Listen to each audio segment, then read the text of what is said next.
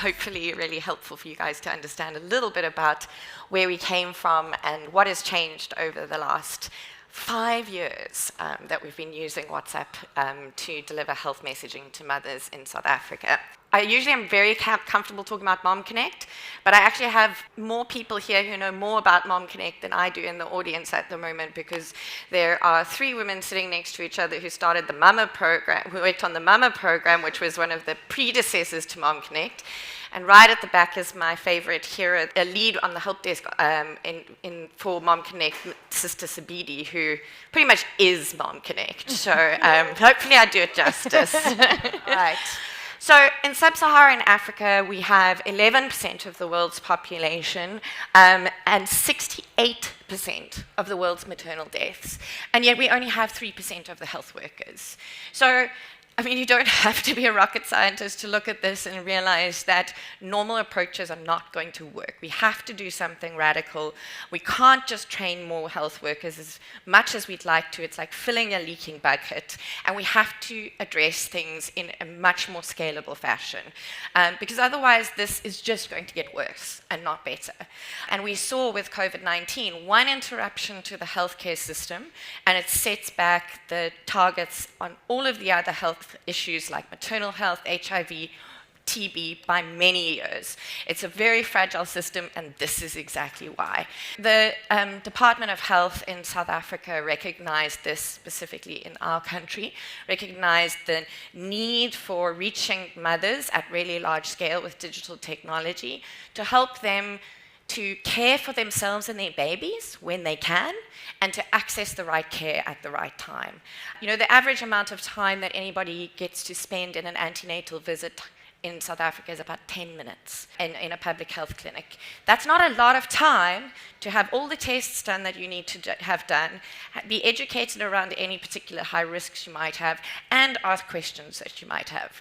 And so people really need access to things on demand, uninterrupted, whenever they have a question. And that's not, unfortunately, what the health system itself is able to provide.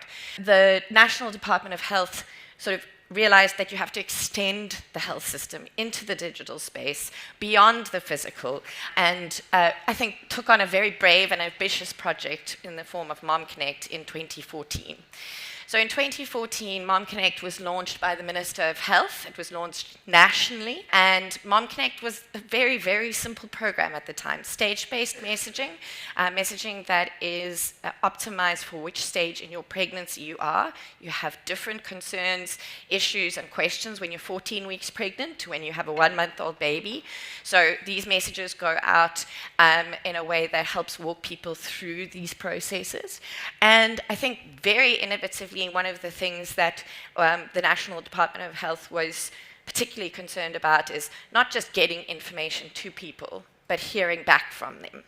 And I don't think that's a brave thing to say, yes, if you have a problem or you have a question, reach out to us and we will help you solve that. And so it was all based on SMS, stage-based messaging, and a 2-way interactive help desk, which has been run for these many years by Sister Sabidi. Really great program, but SMS is challenging. I don't know if any of you have ever written a stage-based message in 160 characters in isiZulu.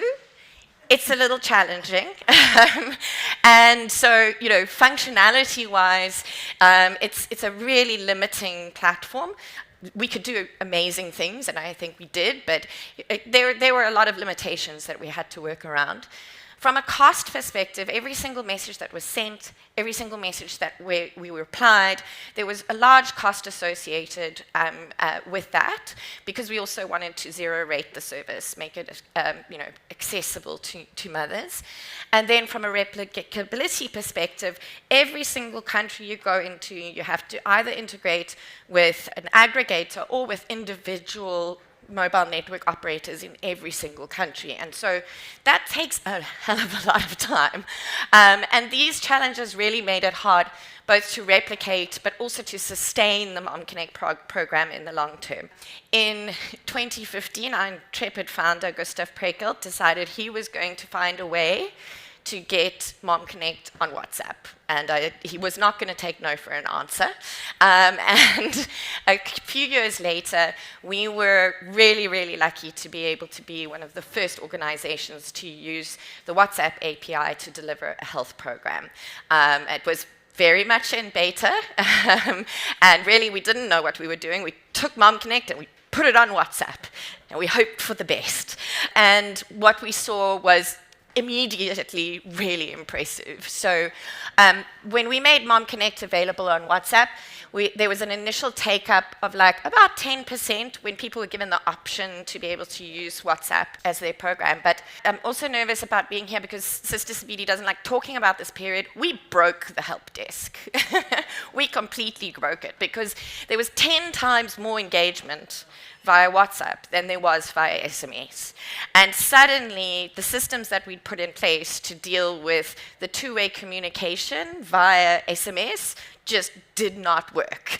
And the help desk operators had to just jump through a million hoops just to try and keep things going because the tech itself was not actually built for 10 times engagement on a platform that at the time had, I think, about 1 million users on it. So as you can see, we really had massive uptake, and by about the end of 2020, once we had worked out a lot of the kinks, developed really the start of what became Turn.io to be able to help with that conversational element of Mom Connect, and had started really understanding that WhatsApp is not a replacement for SMS. It's actually its own type of engagement over text messaging.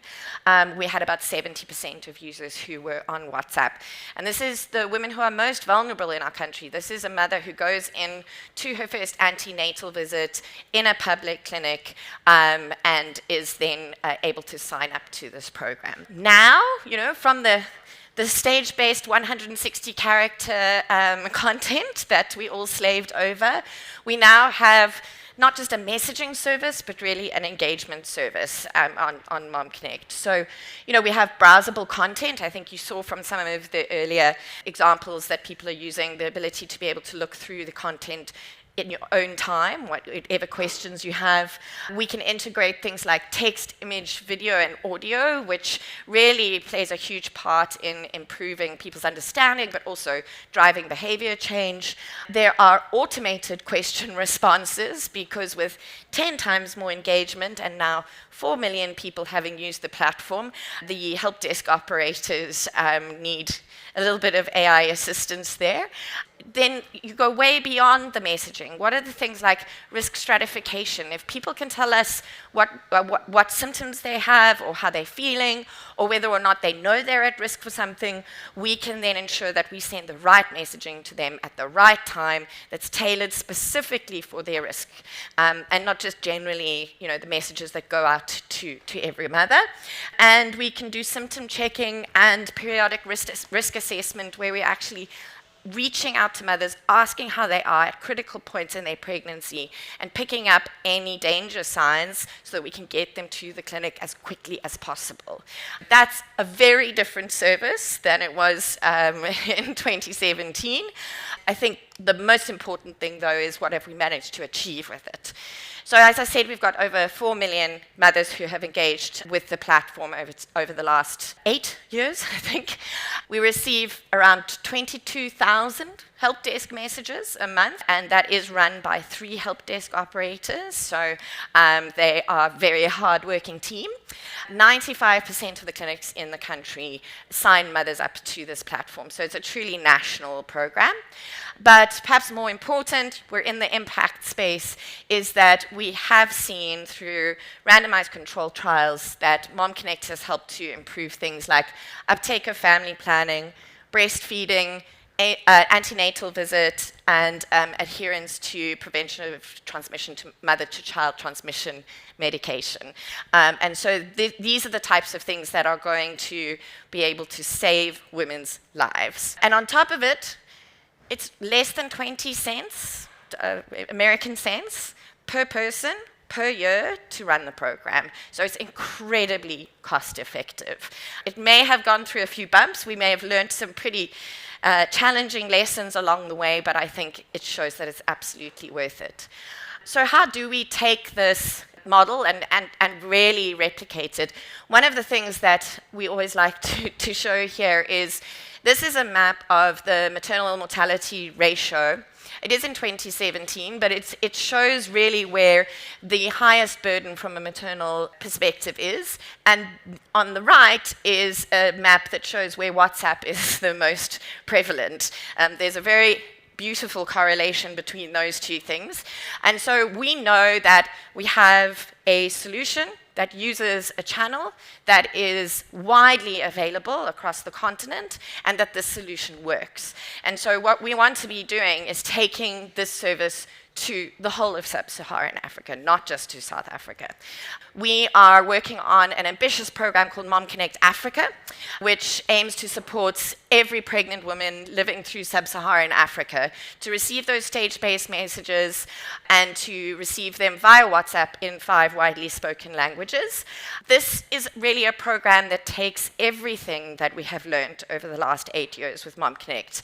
The technology itself, as cool as it is, I'm a technologist, I love technology, it's not enough. We have to take both the technology, which is our platform, but also the tried and tested content